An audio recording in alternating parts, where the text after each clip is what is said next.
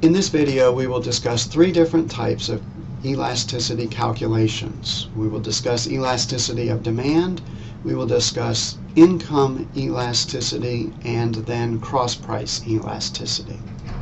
So the elasticity of demand is given as the percent change in quantity divided by the percent change in price. And remember, elasticity provides us a measure of how sensitive we are to changes in price.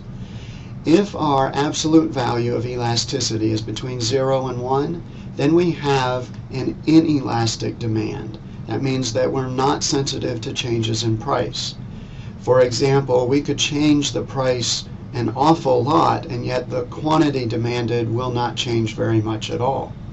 If our absolute value of elasticity is greater than 1, then we have an elastic demand, which says we're very sensitive to changes in price. So, for example, that means you can change the price just a little bit, and the quantity will change by a larger percentage.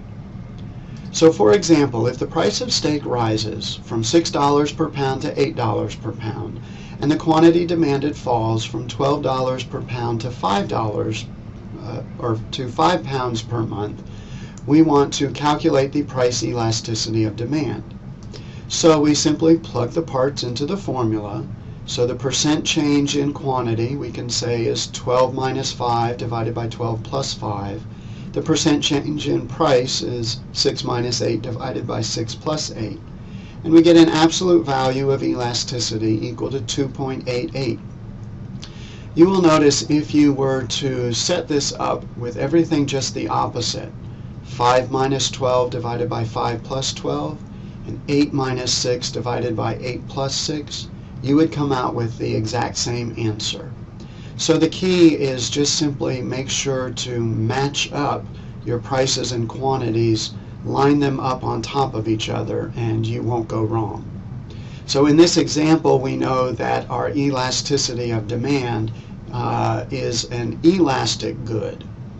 Now you'll notice this also has implications for the business. So for example, if they sell the meat at $6 per pound, 12 pounds per month, that means they'll get a revenue of $72. Now by raising the price, one might think they would get more revenue because they've raised the price.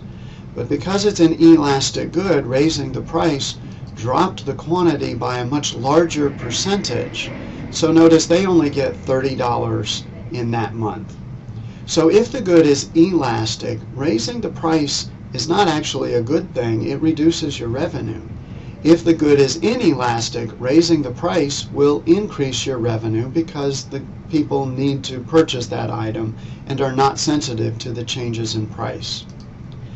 Income elasticity is calculated similarly, the percent change in quantity divided by the percent change in income. However, you'll notice in this case we don't use the absolute value because the sign actually will tell us something.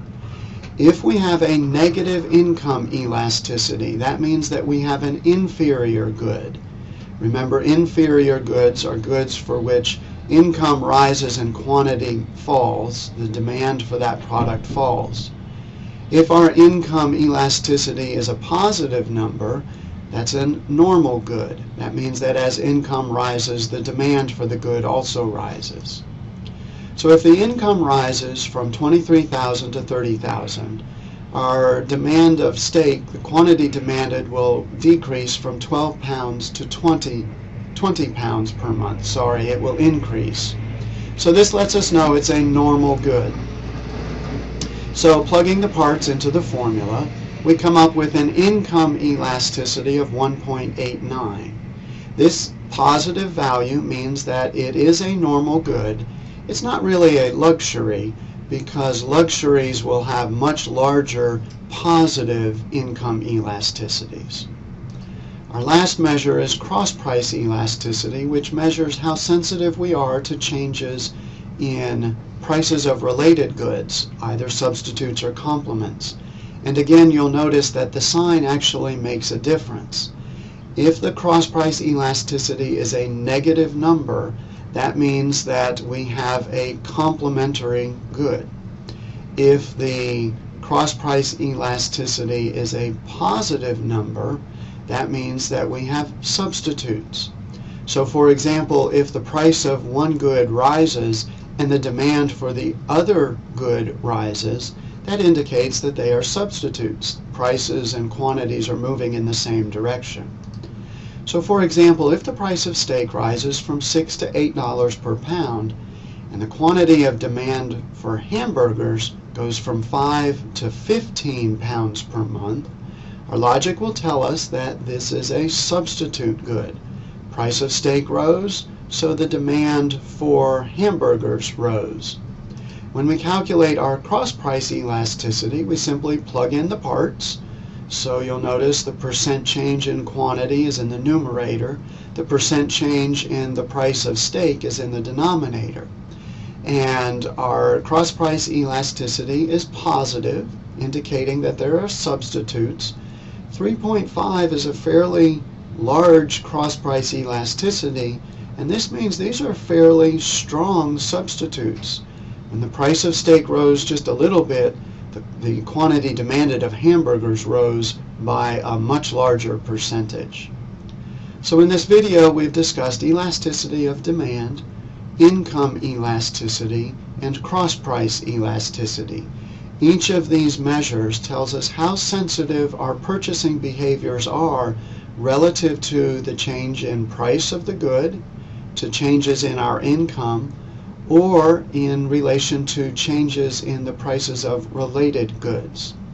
You'll notice in each of these formulas the percent change in quantity was always in the numerator. And then you also need to remember how to interpret the numbers.